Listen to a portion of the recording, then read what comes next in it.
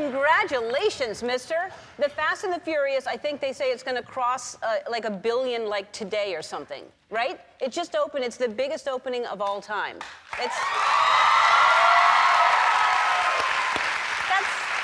amazing. It's pretty amazing. I mean, it's going to cross 1 billion today, like while we're sitting here. Yeah, like right now. You said you don't have a watch on. Did you forget your watch? I forgot my watch. Darn it.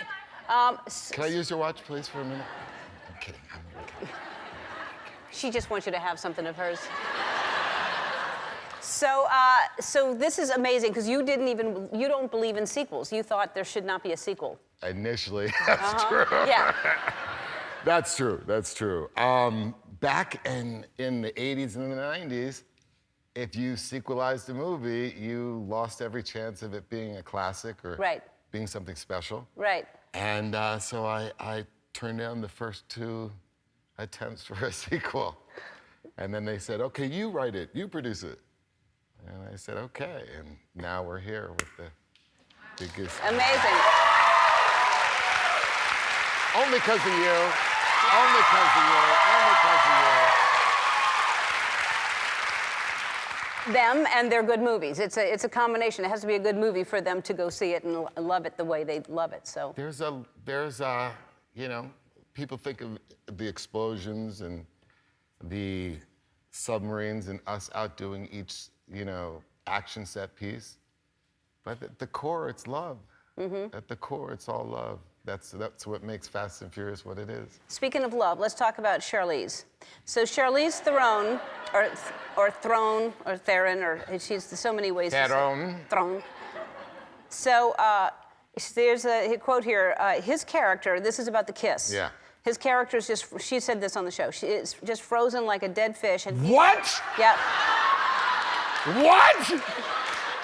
Come on, guys. Do I look like a dead fish? Whoa! God!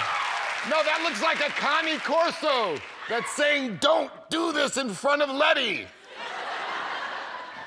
That's what that is. I know. She said, yeah. Let me just continue. Okay. I want you to defend yourself. Yes.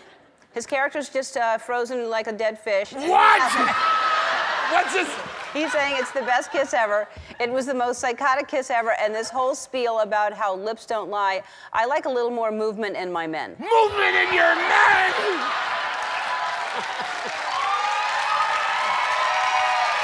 Say something. Okay, first of all, you don't come on to Ellen with the wonderful animation of Finding Dory and compare me to a dead fish. Right or wrong?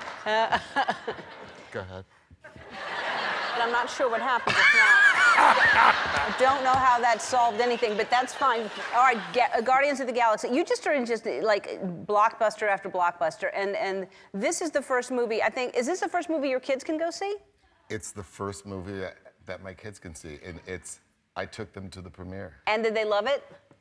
They loved it. Did they know that was you? Could they figure that out? Well, my son was part of the reason why I became Groot.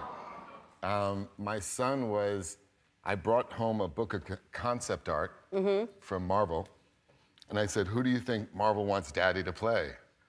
And my son picked the tree, and I was like, are you okay? And now whenever we're driving in the country and we see trees, my son goes, Daddy, it's your brothers and sisters. Oh.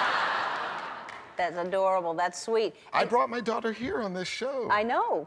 They love you, and they love this show, and they love Finding Dory, and they love you. Sweet as can be. Yeah, she was like 3 years old when she was here, I think. That's right. We were outside racing tricycles. That's right. Guardians of the Galaxy Volume 2 is out May 5th. We'll be right back.